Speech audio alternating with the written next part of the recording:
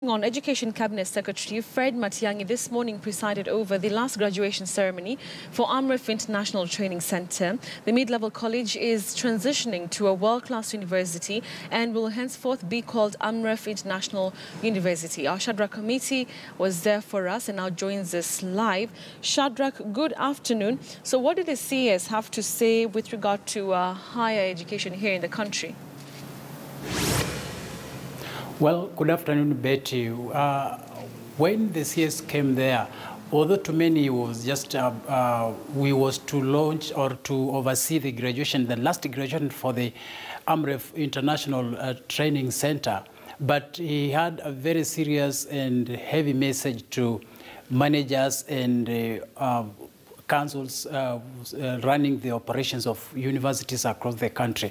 And so in his speech, the Cabinet Secretary for Education, Fred Matiang'i, ordered the Commission for Higher Education, for university education in the country to undertake a thorough audit on all institutions of higher learning with a view to ensuring that the letters of interim of authority that many of the institutions are using to operate are up to date, and any institution that seem to have gone against the provision therein should be deregistered forthwith. And according to the Cabinet Secretary, many of the institutions that have been given those letters of interim authority have surpassed the time that they were supposed to operate under the interim provision. And so some of them, according to the Cabinet Secretary, they have been operating under letters of interim authority for more than 8 years, which is against the law. And so such institutions face an imminent deregistration should they be found culpable. And so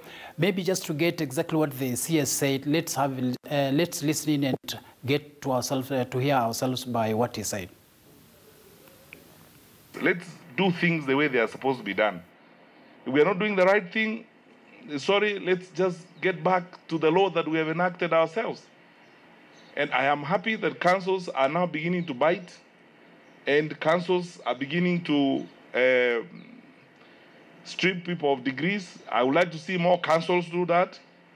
And I'm interested in, especially us, Professor Chacha, taking away our letters of interim authority from some of these private universities that are selling papers to politicians, because they have no business running institutions. You can launder yourself around and go to court and sustain yourself with court orders, but let us do what we have to do ourselves in the education sector. We take away the letters of interim authority from these institutions so that you do not operate in our country. So it's time for us to shape up. It's time. I have asked my colleagues at the Commission for University Education to enforce the statutory provisions on quality education provisions in our country without mercy. And we will soon be reviewing all institutions in our country that are operating on the basis of letters of interim authority. It's an exercise I would like completed as fast as possible, as I've told Professor Chacha, so that those institutions that have held letters of interim authority beyond the statutory period are asked to close, so that we take back the letters of interim authority, because they cannot run universities. You cannot hold a letter of interim authority for 8 years, for 10 years, and you have no justifiable reason why you cannot establish a university. Some of these are the institutions that are selling papers, that are selling fake degrees across the streets. And I want to be very sincere with you as fellow Kenyans and as a public servant. We will not accept that. And I'm asking the university sector to be prepared for a major shake-up, very serious shake-up, because we have to live up to the standards that we have set for ourselves. Our country is respected around the world because of the education standards we have maintained since independence. We are one of the few countries on the continent that have contributed heavily to the academy in the north.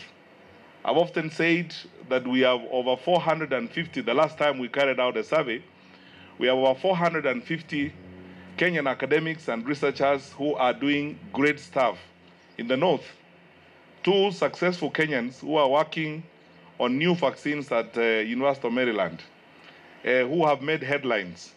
a Kenyan professor who was awarded last year in Germany for doing and leading her colleagues in the field of medical research.